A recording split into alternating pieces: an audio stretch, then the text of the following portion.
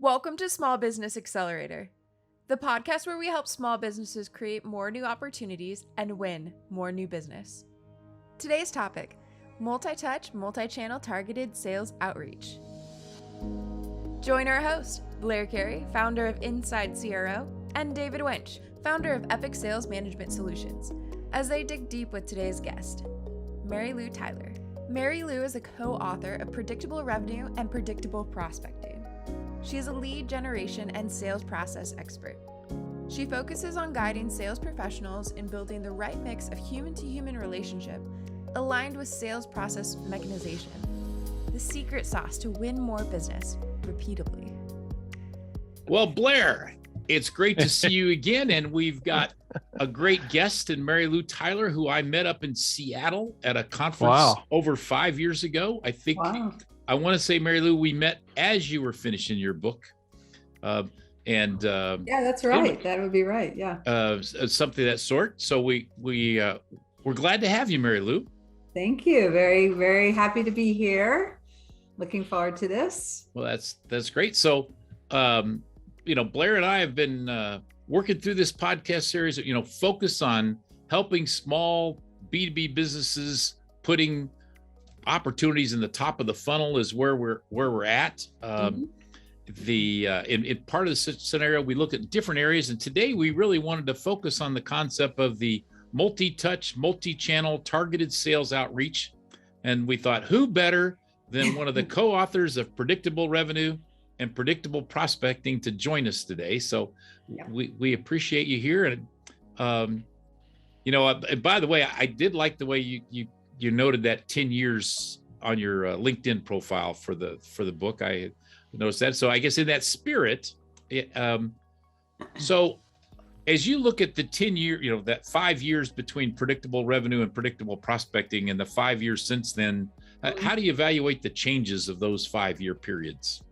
Really, the technology stack has enabled us to, in some ways, let me be pessimistic first and I'll be happy, but in the pessimistic way, it's allowed us to get really sloppy in our sales messaging and also our ability to do some good research up front to see if this is a good fit, or we really believe that not only that we can help these folks and add value to them, and however value is defined by you, but how are we going to transform their lives? And are they the right people for that? So technology has allowed us to put kind of crap in, crap out, but in the same token, if you leverage technology properly, it gives you multiple modalities or ways to reach your audience depending on how they like to be reached. So that's the beauty of the stack. I agree with that. I think you're right. It's been both good and bad. Yeah. Technology has allowed, whether you're being good or bad with your messaging and your targeting, technology has allowed you to magnify that, good or bad. Yes, magnify it is a good way to put it. And as a software developer, which is my roots, it's the same thing. As soon as you give someone an automated way of doing something, if it's not well thought out as to how it fits in the overall puzzle and when it makes sense to use it versus some other tool, then it could be a disservice to your audience at the end of the day. I just want to expand on that. In some of the emerging technology companies that I've worked with or had conversations with, we get a sort of a gung-ho VP sales or CMO or something like that, and they think that if sending 100 emails is good, sending 1,000 emails is better. And they connect all the tools, as you said, together. They pull the data seamlessly, they put them into their CRM. They have their own marketing automation system, whichever system that is that they're going to use. And all of a sudden they just start blasting things out, and you look back 3-4 months later and said, I don't understand. I got everything that I'm supposed to have and I'm not getting any results. Yes. Yeah. It's almost if, that term of slow down before you can speed up. Really applies now with the use of tools, and the fact that there are so many and a lot of them do the same type of thing and may overlap. I torture my clients, and we don't put any tools in other than the CRM to store the data Until the process is in place and it's producing a consistent and relevant amount of either whatever your end result is it a sales qualified opportunity? I usually stop at the opportunity just because I am a top of funnel expert. Right. But again, with the end in mind, working backwards, we flush out all those pieces to the best we can using a manual process, an analog process, whatever you want to call it. Right. And then we start to apply the tools that make sense to do the things we're doing repetitively and do the things at scale that we can't do because we're not 24/7. Blair, I think that reinforces those fundamentals I've talked about before. We talk about getting the leadership and culture right, get the strategy right, get the people right, get the processes right. Then we say, and select and implement the tools that support the processes, people, and strategy, and not the other way around. Yeah, it's like I always talk about, it's like having a kitchen, right? A beautiful kitchen. It's a gourmet kitchen. You have all the tools in there, the fancy everything, but you don't know how to cook, right? So it's like, why have all this technology if the core messaging is not there? This doesn't make sense, but so many people are falling victim to that because of what you said. There's this, I need to have all these tools. The stack is there's even books on the stack and how to build it and how to leverage technology so that you just don't have to work, don't have to do anything. It's a disservice at the end of the day. Blair, I was going to say, when we're talking about small business owners, I don't really know what we're talking about here. For them, the CRM is the primary technology tool, but as is used in most, I would say, modern sales systems, or let's call it the startup venture world, as you want to call it. There are multiple tools that are stacked on top of each other, many of which our teams use or people that we have use. But we use them first by what I call a crawl, walk, run approach, which is exactly what you've described. Yeah. Figure out what exactly it is that you're trying to do, and then use the tools to automate some of those processes, not all those processes.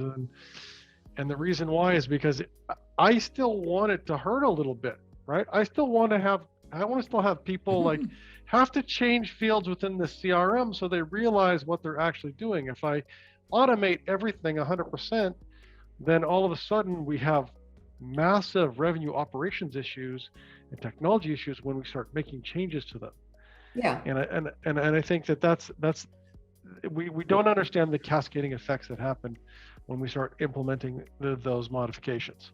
And one of you held up the Predictable Revenue book at the start of the hour. Blair did. Podcast, Blair.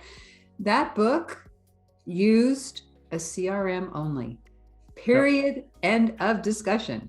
There was no tool to go massively outreach. You would take and log an email, you would log a call, you would send an email. Maybe you had a template that you would cut and paste into Outlook or something, but that was it. Well, given the source of the process, I would hope they used a CRM. Yes, it was. The case study was all about Salesforce, but yes, but at the time they were a tiny little selling to flower shops kind of company. So, Marylou, what's your prediction for the next 5 years in this world of top of the funnel? I think we're going to see a lot more of what I call pre-processing, which allows us to be a voyeur, if you will, and see where people have been, what they've been looking for, things that they're interested in that align with the roles so that we can take that intel in. Instead of me, when I was in sales, I would make a pot of coffee, I would go to the library and go look up information on people, on places, on companies, and these big, gigantic books, right? Right. Now, I think as we move forward, we'll see a lot of that intelligence that is aligned to the roles that we have determined. We still need to do the groundwork of who is best receptive to this product or service. Right. But I think that's going to give us a lot more of the nuancing of that initial conversation of what to say going, when you're first connecting with somebody. All right. Blair, anything you want to add to that? I think the challenge with that process, though, is the same thing, is that the tools are designed to work for the masses. They're not designed to work for the individual client or the individual technology provider or small business provider, simply because of the specific market niche. So if you're in the plumbing distribution business or the plumbing equipment distribution business, or you're in the flooring business, or you're some kind of residential developer or something like that, you need tools and insight that relates specifically to your ideal client personas. Right. And I find a lot of those intelligence tools today are all sort of fairly bland feeds from a variety of different, like aggregation of data feeds, and I'm not sure that there's really a lot of really good content coming from there. I'm not sure what your thoughts are about that, Marylou. We look into the future, though, with artificial intelligence and deep learning starting to become, like right now, I have a client that's in the digital pathology sector. And leveraging technology with artificial intelligence and deep learning, they're able to, to gather a lot more intelligent data and make sense of it before they give it to you. I think that's where we're going with this. And to your point about selling pools or selling, like someone's trying to sell me one of those infrared saunas. Sure. They'll know I'm searching on it because they can see that. They can look at the locale and see what's going on in my neighborhood, in my area. So there's just there's more of a richness to the conversation to get started that doesn't really exist today. I think that's going to be what comes next. But once again, we need to know how to leverage that in the conversation with an eye towards service and support and rapport, and leveraging what we know about that person in introducing ourselves into their lives. And right now it's brute force. Can I have 5 minutes of your time? Can I have 15 minutes of your time? For what? What are you going to need my time for? So I think we need to go backwards into where things were back when, to build the conversation and build the rapport, but we'll be able to do it a little bit faster because we'll have more understanding behaviorally of where people are. So Marylou, your comment about magnifying, either good and bad. I don't know if you've seen this graphic Nancy Narden has with 1,000 logos of sales tech landscape, but there you are. There, I guess that's the root of the issue that you're talking about as far as the technology part, right? Yes. And it gives you an instant migraine, gives you an instant headache. Because where do you begin? So let's, go ahead, Blair. Looks like you want to say something. No, I was just going to say, like, I get back to that crawl, walk, run process, right? Like, what is the objective we're trying to do? And you mentioned it, Marylou, about the messaging. I think that we've become terrible at messaging. I think that clients have become terrible at messaging, and what I see in many cases is people are just using the same old, and not really trying to understand or get inside the head of their, you're an existing business, you have existing clients. Take 10 out for lunch and talk to them about what you're doing for them and how you're helping them, and then digest that information and turn that into some messaging. If you don't have clients, and a lot of these newer companies don't have clients, they have hypothetical clients. They shouldn't be trying to set a meeting to sell something. They should seek first to understand and then be understood. They should say, hey, where are you at? Where's your headspace? And the problem with that message, though, is that, as you said, everybody is crazy busy and people don't have 15 minutes to give to somebody. Right. But if you say something that triggers my curiosity, that gets me thinking in my head, well, how do they do that? That sounds different. So differentiated claims. Right. That is what I'm trying to force feed my clients to forget all the technology. Let's go back to what makes you different. Okay, let's start there. Right. So Marylou, I guess as we want to talk about multi-touch, multi-channel targeted sales outreach, but before we get into doing sequences and email templates and all this stuff, I think it starts with the fundamentals and the basics. Yeah. We usually talk about 4 different things. One of them is building the right new business development culture or mindset to start with. One of them is getting the targeting right. One of them is getting the messaging right, and the other one is determining the right sales roles for your business to support that process. What would you like to add, or from a fundamentals perspective? What I like to add that is important to me is, what are our targets? Right. First and foremost. And for those of you who are small business or not, are we selling and expanding our base of accounts, or are we going after net new, meaning new logos or new money centers, new money? Or is there a combination therein? Why do I care about that? Because that changes the landscape of the sales conversation.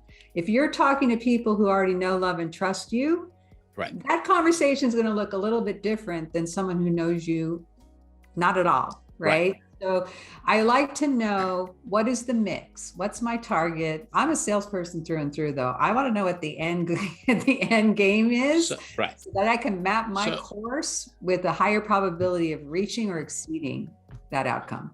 So what are some of the, when you're working with your clients on getting the targeting right, what are some of the tips you use or you recommend, or what thoughts have you got to share with our small business owner? Well, just like Blair said, if you're selling into the base, call the base, get an understanding of what was life like before they partnered with you. What was life like during the success path of getting to whatever their end result, their goal or need was. And then what's life like now? And then build a conversation around that and look for like-minded industries or companies that would appreciate that success path, that journey.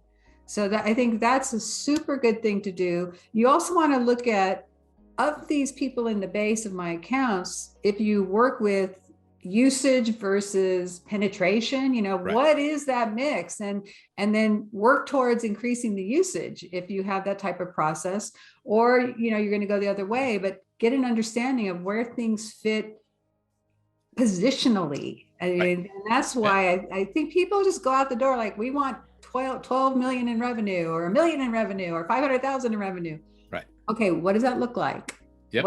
What is the person that's going to sit there in the time frame that you want them to buy and actually meet that goal? So I think that planning and that research and that sitting around with your peers, or if you're in a CEO group somewhere, sitting around with them and just figuring out and brainstorming how you go about doing them. Blair, what do you want to add to that? No, I completely concur with what Marylou was saying. I just think that the other thing that we want to add to that process is that not only do we need to sort of stop and think and figure this out, whether we're, as you said, whether we're going after increasing usage, increasing either going deeper into our market or increasing the breadth of our market, or perhaps we have a new offering. We have something new that's complementary to what we're currently doing, and we're trying to implement it in there. Number of people that I work with, they're actually going into a completely new geographic area, and even though they're well known where they are, they're moving into a completely different, so it's a completely different game set for them, and they're trying to figure out what's the best place and best approach for them, even though they've been in business for 20 years already. But guess what? In Albuquerque, they don't know you. You don't exist. Right. It's even with big companies when they're expanding into new areas. But to your point on the product, cross-sell, upsell, they call that, where you're trying to look at the base and see, how can I enrich their experience with us? How can I increase their lifetime value, that they'll stay with me over the long haul? Those are all the considerations that you need to put in that pot when you're figuring out what I call it the revenue quadrant. It's either existing and new clients along the X axis and existing in new products along the Y axis. Gives you 4 boxes. Figure out what money you want to make in each and what the percent split is, because some of those in those boxes may have a different deal size as well, or a different duration of sales cycle. So I think most small business owners, whether they're startups or whether they're existing businesses, either are impatient in terms of what their sales cycle actually is, or are trying to push things with some other externality. They have something else going on. And I see that on a regular basis. It's like, well, you know what? If you're selling into, industries that are traditionally budget driven, guess what? You have to wait until the next budget cycle rolls around and you're in the budget.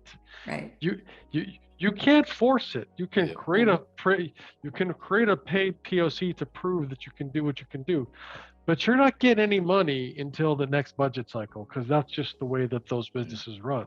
Mm-hmm. So Absolutely.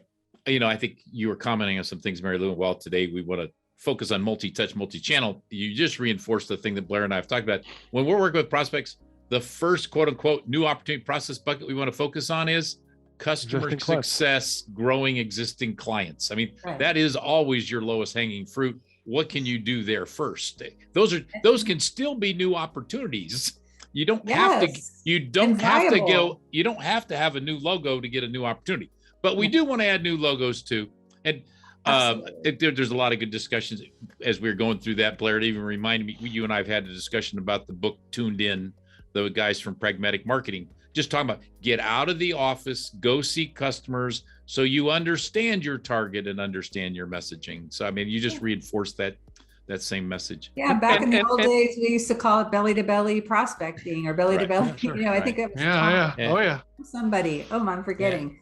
Who was famous when I was in sales. Any other fundamentals you want to focus on as far as in getting ready to do multi-touch, multi-channel well?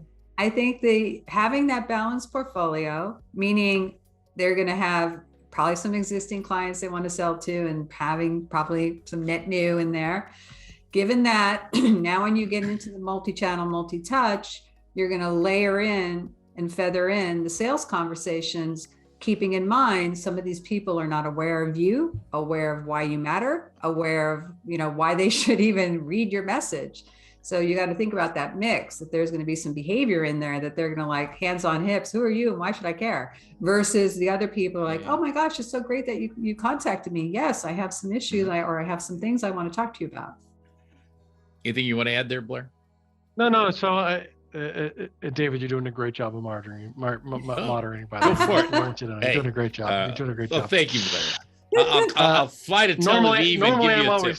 Normally I'm always talking over top of you, but you're doing a great job. So I think the other thing that we need to think about is we need to be communicating with our prospects and clients in the way that they want to be communicated with. Yes. And I think that's where the multi-channel, multi-touch thing comes into play. It's a real look. When I started in sales 25 years ago, there was only two ways to do this: pick up the phone and call somebody and hope that they answered the phone and you actually spoke to somebody, or the second was to get off your butt and actually go out and knock on doors and get kicked out of offices. And that was the only way to do it, right? That was like that's what prospecting was, and it sucked. Yeah. But before we jump into channels real quick, more or whatever, I'd like to pause with messaging for a second. So Marylou, sure. in helping your clients get the messaging right, anything you'd like to share or any additional resources that you recommend or lean on, and that a recommendation to small businesses on where to go to help them get the messaging right in this area?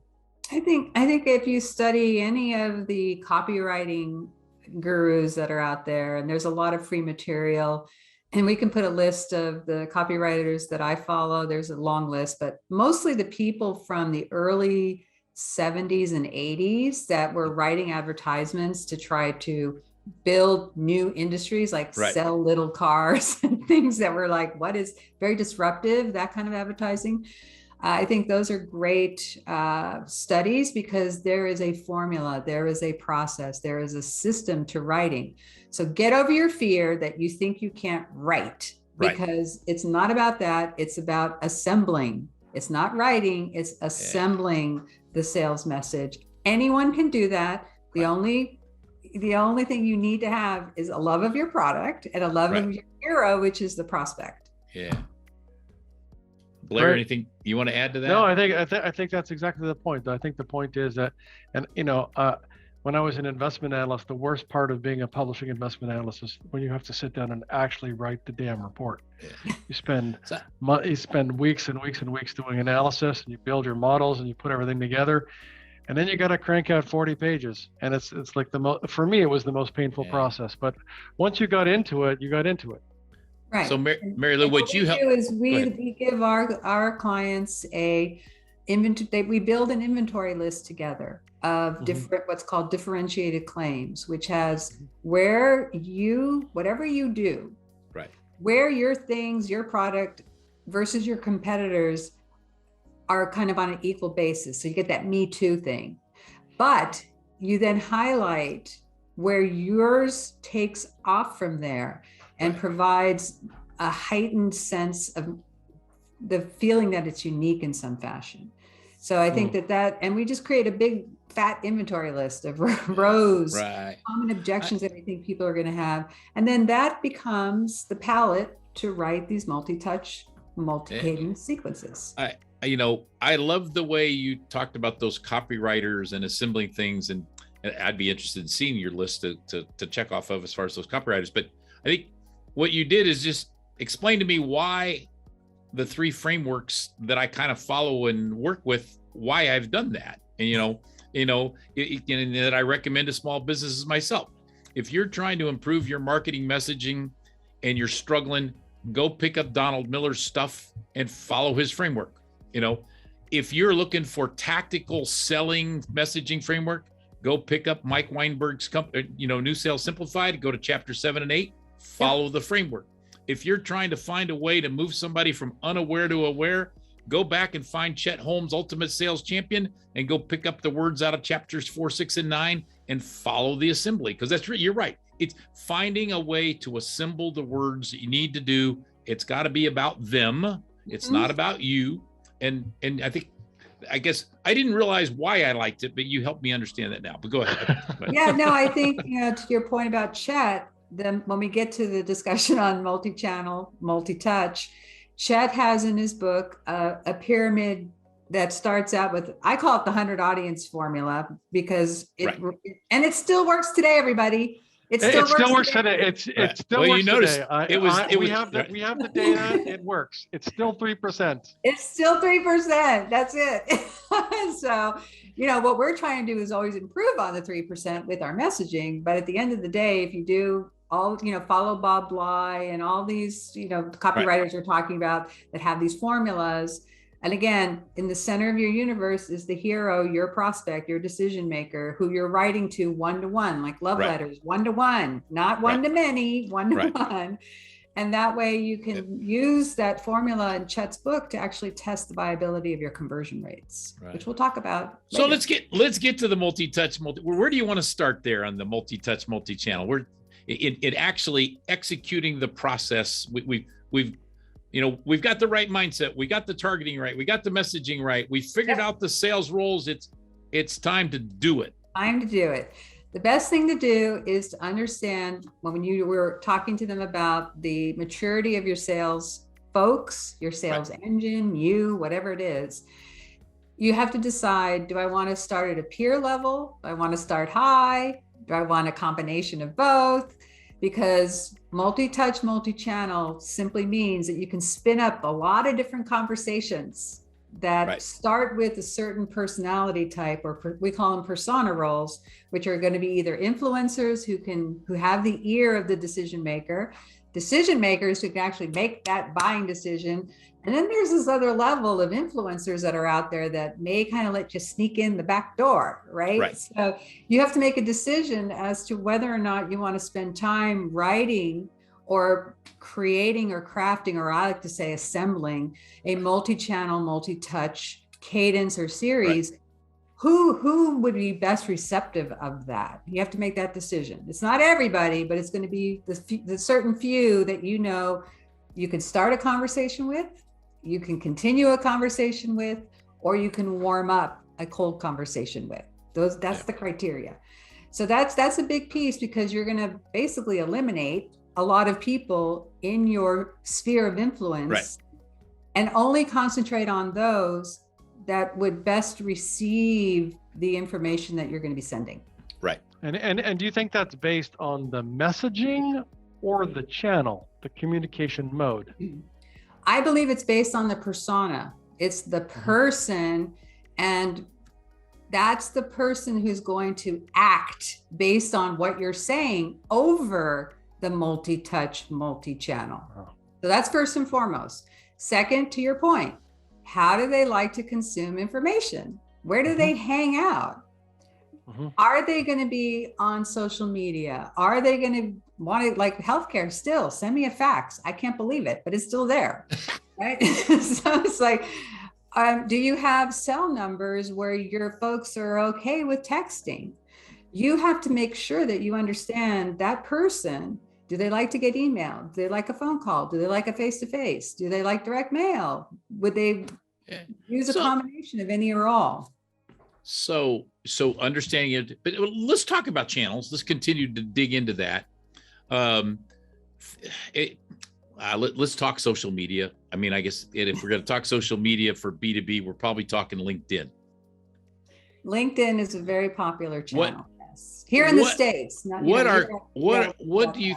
do quality LinkedIn touches look like in your world? They are all permission based. Say again? They are all permission based. You do not send a link to somebody. You ask permission to send a link and have them get back to you. So they're very much communication verbally, right? Requesting permission to send something if this value prop of yours sounds like something that they would get benefit from. So you've got to think of a billboard when you're going down the freeway. That's short. Yeah. And in this one, by the way, just to be clear, we're not talking about LinkedIn posts right now. We're talking about a one-to-one LinkedIn messaging is what we're talking. And of course, I don't know, Blair, anything, what would you like to add on the one-to-one LinkedIn touch conversation? I have two ideas here. One is, the first thing is that, everybody who is a professional in sales probably has a paid for LinkedIn subscription of some kind. And if you don't, I would submit to you that you're probably not serious about communicating in that channel. That's the first thing that I'm just going to put that out there. And if you are serious about communicating in that channel, then sending a message like what you've described as a cold connection request, maybe you have a 50-50 chance of actually doing something with a cold connection request. Sending a LinkedIn in-mail in advance of a cold connection request might get the same lift or not lift. It's hard to tell. I have no real material data on this one way or the other. We've experimented with it. It's hard for us to say in our markets because they don't necessarily work. But something that's really interesting is the ability to use video with LinkedIn. So if you use the mobile app with LinkedIn, you can actually send a cold connection request with a video to somebody and say, hey, my name's Blair. This is what we do. I'm not sure if what we do might be helpful to you, but I'd like to connect with you to learn more about what you guys are doing. That's it. End of story. No more questions, right? And if you really wanted to, you could combine a video tool like Vidyard, and you could put that in your connection request as a link, and you could just say, hey, just some thoughts for you. Let me know if you want to. And then, so that's another way to actually create a higher level of personalization for somebody and actually create a little bit more engagement. And then another thing to add on to that is, once you start growing your network, then the concept of what we call implied referral, where you mention, like I just did that this morning with someone. We were talking yesterday, oh, you should contact, Larry. Sounds like you guys would have something in common. So in my connection request, text-based only, I mentioned I had a call with Bill. Bill mentioned that I should get to Larry. He mentioned why. So I mentioned why the fit might be there. And, if it's something that sounds like you'd be interested in talking about, shout back to me.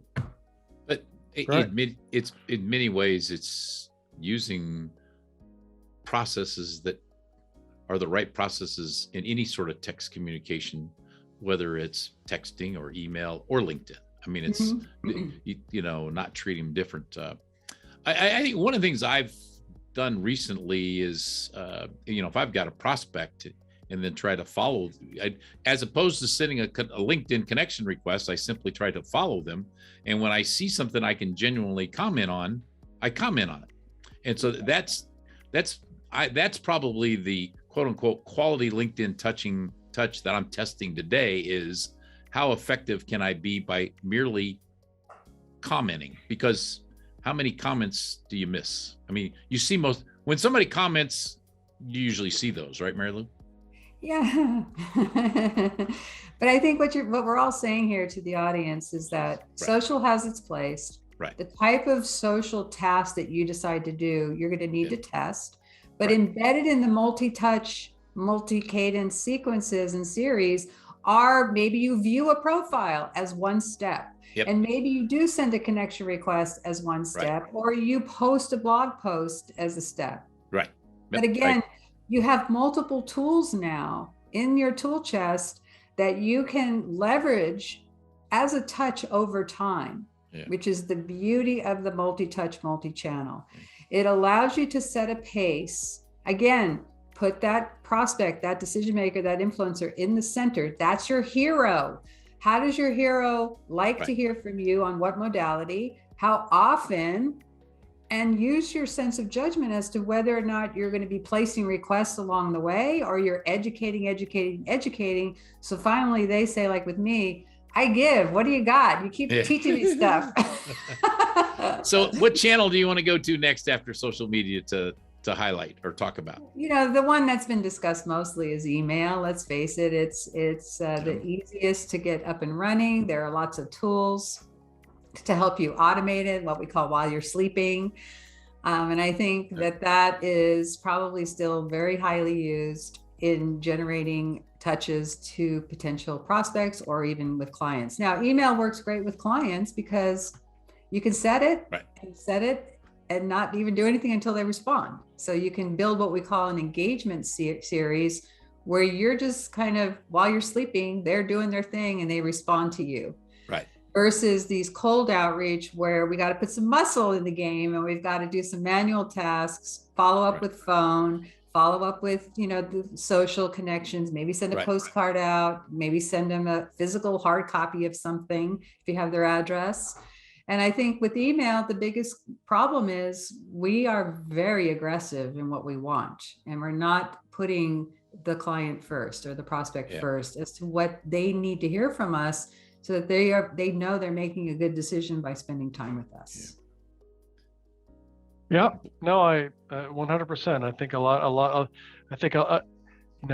number of companies that I've worked with it's like, well, you don't get the permission to ask for a meeting on the first cold outreach call. You don't. You have to make a deposit, not a withdrawal. Yeah. Lots of deposits now too, more so than 2011 when predictable revenue was written. Right. Sure. Predictable revenue, when it was written, followed a protocol where 1 to 4 email touches yielded a 7 to 9% response rate, positive, negative, neutral. That 3 number is back again because usually it was 3 positive and the rest were either neutral or negative. Right. Nowadays, you're going to have to work a little bit harder at getting someone's attention over a longer period of time with more touches. You brought up that chart, or out of the Chet Holmes book. So I just so happened to have a version of it. I think this is what you're talking about. Yes, it is. So, as we look at this, not only was this true, whatever year he wrote that book. 90. Say again. I know it, but it's we didn't want to date ourselves. It's true. Well. It's true today. But so how to, and of course, and I just think, Chet did a lot of work on how to help move people from unaware they've got a problem to solve to aware they got a problem to solve and getting interested. I think, and I refer to that as strategic sales messaging or whatever. Yeah. But I guess, how do we intersect what we want to do in multi-channel, multi-touch, multi-channel with this graph? You brought it up earlier, so I thought I'd bring it up. Yeah, well, essentially the not thinking about it is the unaware. So if we take Chet's, They're not thinking about it as unaware. And what that means is, if we think of those 100 people we're putting into our series, we're going to have a large percentage of people who don't really know us yet or unaware of us. We're going to need to balance our sales messaging to incorporate reason why. Why should I care? You know, what is this all about? Why should I care? I've got so much stuff to do. I'm not, you know, where do I put it on the priority list? We have to convince them that it goes and bumps up or levels up to the priority list. Right. So the languaging, if you're seeing this, 30 people are probably going to be in that state where you've got to amp up your sales messaging to convince them to move some sort of action, whether it be download something or connect, watch your video, watch a webinar, whatever. The 30 who are not interested, they don't think they're interested. This is your differentiated claims inventory list. Right. This is the reason why you got to push them over the ledge to say, yes, we agree. It sounds similar to our competition, but hey, all of our correspondence is now highlighting what takes our product a step further and makes it unique so that they can then bump up into the open to idea, the idea of buying, which is usually the interested crowd. Okay. The 30, we know they're not interested. The way we use it in multi-touch, multi-cadence is we know we have to replenish. So after that cadence finishes, we know probably 30 plus 7 plus 3, 40 names of those 100, we got to find and harvest new blood to bring back in when we run this thing again. Right. So we used every piece of this pie here in the multi-touch, multi-channel. Yep. Well, thank you for bringing that up.